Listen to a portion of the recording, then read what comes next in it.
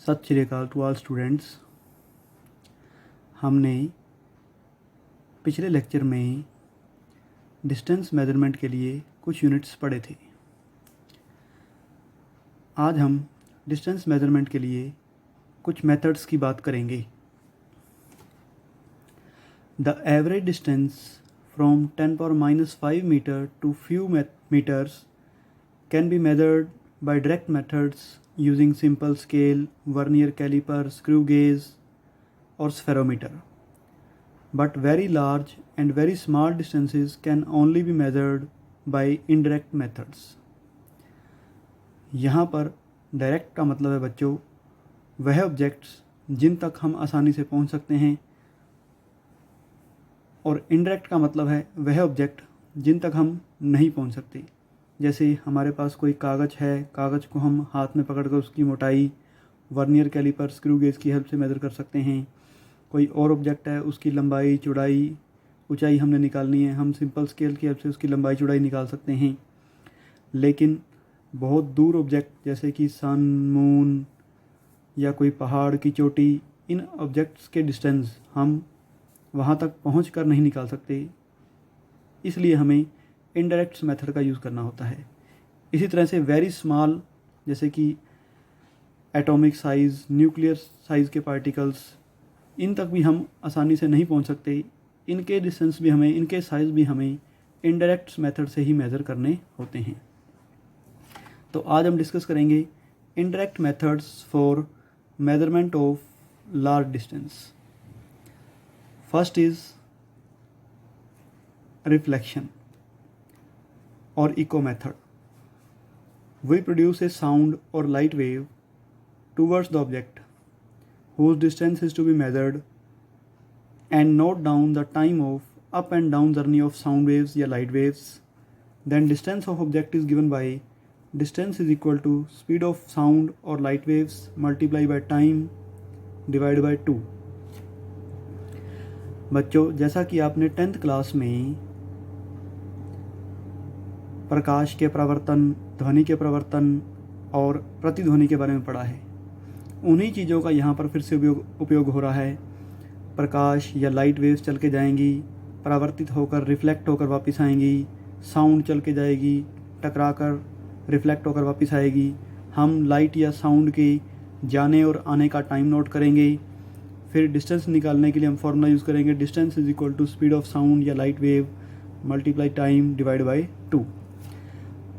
Here dividation factor 2 is due to fact that time is taken for up as well as down journey. यहाँ पर divide में जो factor 2 आ रहा है, ये इस कारण से आ रहा है कि हमने टाइम आने और जाने दोनों साइड का नोट किया है, लेकिन हमने डिस्टेंस एक तरफ का निकालना है, इसलिए हमें 2 से डिवाइड करना होता है। ये मेथड आपने 9th-10th साइंस में भी पढ़ा हुआ है। This method can be used in following 3 ways. इसे हम 3 तरीक़ों से यूज़ कर सकते हैं। जैसे फर्स्ट है radar method. Radar means radio detection and ranging. Radar की फुल फॉर्म है radio detection and ranging. It is use to find distance, speed and height of aeroplanes. इसका यूज़ हम एरोप्लेन्स के डिस्टेंस, उनकी स्पीड और उनकी height को measure करने के लिए करते हैं। In this method radio waves are transmitted towards the target. इस मेथड में हम रेडियो वेव्स को टारगेट की तरफ छोड़ देते हैं। रेडियो वेव्स टारगेट से टकराकर रिफ्लेक्ट होकर वापस आती हैं। हम उनके अप और डाउन जर्नी मतलब जाने और आने का टाइम नोट करते हैं, और फिर डिस्टेंस के लिए फॉर्मूला यूज़ करते हैं, distance is equal to speed of radio waves into time divide by 2. Note: radio waves are electromagnetic waves which travels with speed of light, that is 3 × 10⁸ metre per second in vacuum और air. Radio waves एक तरह से electromagnetic waves हैं, विद्युत चुंबकीय तरंगे हैं, जो 3 × 10⁸ मीटर पर सेकेंड की स्पीड से वैक्यूम या एयर में चलती हैं। Second is laser method. Laser means light amplification by stimulated emission of radiation. Laser का मीनिंग, लेज़र की फुल फॉर्म है light amplification by stimulated emission of radiation. ये प्रोसेस आप अपनी हायर स्टडी के अंदर डिटेल में पढ़ोगे। In this method an intense laser beam is sent towards the target after reflection from target it comes back, time for up and down journey is observed and distance is measured using above formula. इस method में हम laser light को भेजते हैं, ये target से टकरा कर वापस आती है, लाइट के जाने और आने का टाइम नोट करते हैं और फिर डिस्टेंस निकालने के लिए हम वही फार्मूला यूज़ करते हैं, मतलब distance is equal to speed into time by 2। This method measures the distance of moon from earth very accurately. इस मेथड से हम अर्थ से मून तक का डिस्टेंस काफ़ी ज़्यादा एक्यूरेसी के साथ मेजर कर सकते हैं। थर्ड इज सोनार।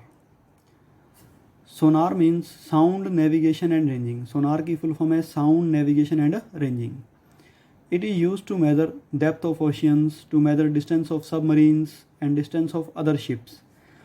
इससे हम ओशियंस की डेप्थ, सबमरीन्स पनडुब्बियों की गहराई और दूसरी शिप्स के डिस्टेंस को मेजर कर सकते हैं। It uses ultrasonic waves. Sonar method में हम अल्ट्रासोनिक वेव्स का यूज़ करते हैं which are sent toward the target. Ultrasonic waves को हम टारगेट की तरफ भेजते हैं, वो टारगेट से टकरा के वापस आती हैं, उनके जाने और आने का टाइम नोट करते हैं और फिर डिस्टेंस निकालने के लिए हम वही फॉर्मूला यूज़ करते हैं, distance is equal to speed into time by 2।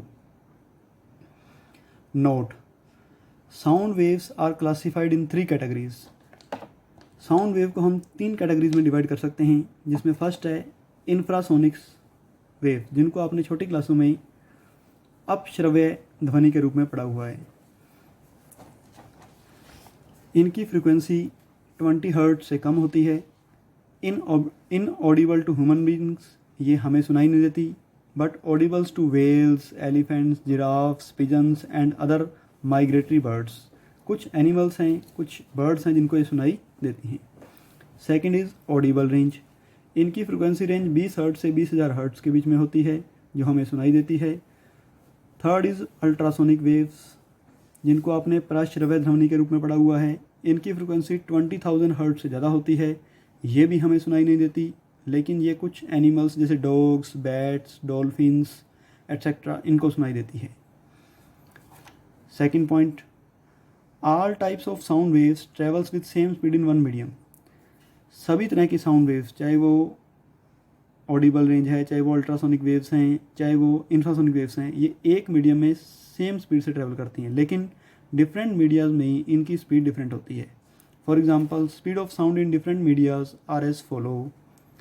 First, air 340 metre per second, oxygen 316 metre per second, distilled water 1498 metre per second, sea water 1531 metre per second and so on.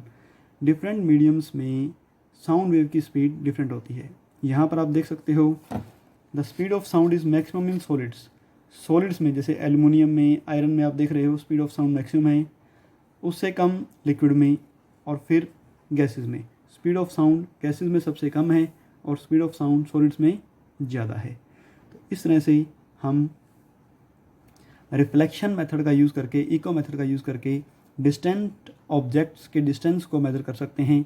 कहीं पर हम sound wave use करते हैं, कहीं पर हम laser light का use करते हैं, कहीं पर हम रेडियो वेव्स का यूज़ करते हैं, लेकिन इन सभी मेथड्स का प्रिंसिपल सेम है, रिफ्लेक्शन और इको मेथड।